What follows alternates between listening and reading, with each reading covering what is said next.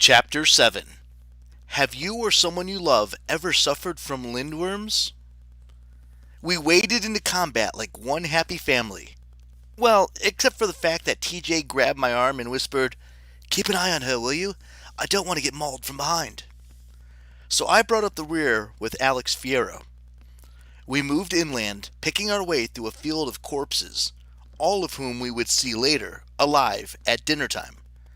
I could have taken some pretty funny photos, but camera phones were heavily discouraged on the field of combat.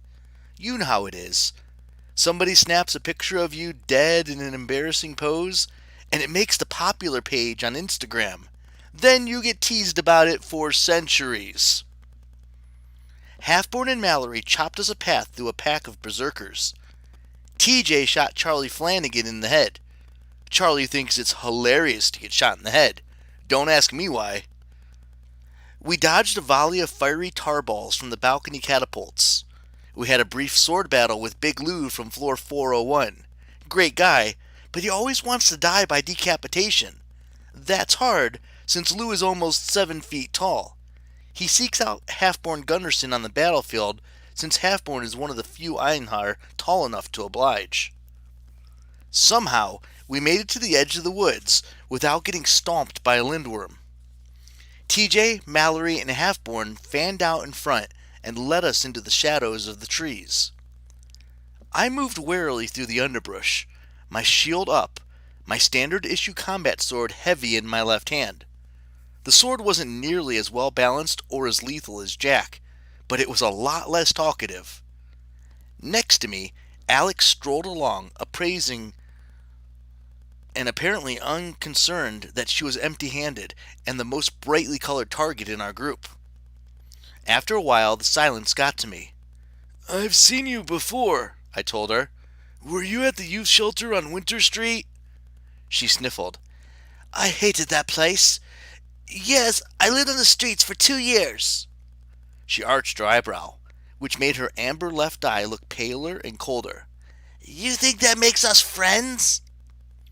Everything about her posture said, "Get away from me. Hate me or whatever. I don't care as long as you leave me alone." But I'm a contrary person.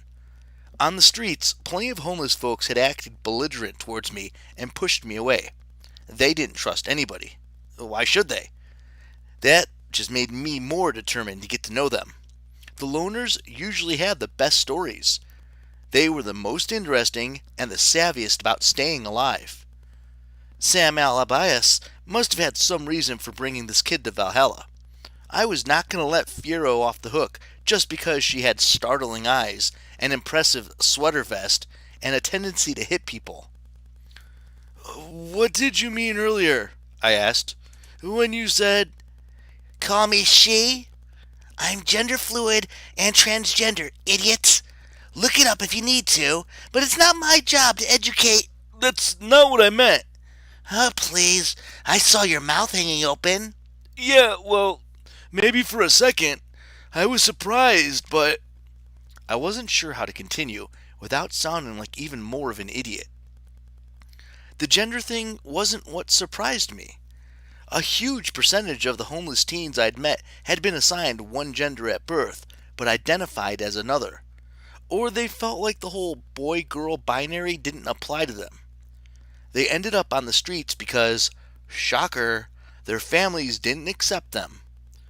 Nothing says tough love like kicking your non-heteronormative kid to the curb so they can experience abuse, drugs, high suicide rates, and constant physical danger. Thanks, Mom and Dad. What surprised me was the way I'd reacted to Alex. How fast my impression of her had slingshot, and the kind of emotions that had stirred up. I wasn't sure I could put that into words without turning as red as Mallory Keene's hair. What I was saying is that you were talking to the Raven. You mentioned you were worried you'd been messed up. What did you mean?" Alex looked like I just offered her a huge wedge of Limburger cheese. "Maybe I overreacted. I wasn't expecting to die today or get scooped up by some Valkyrie." "That was Sam." She's okay.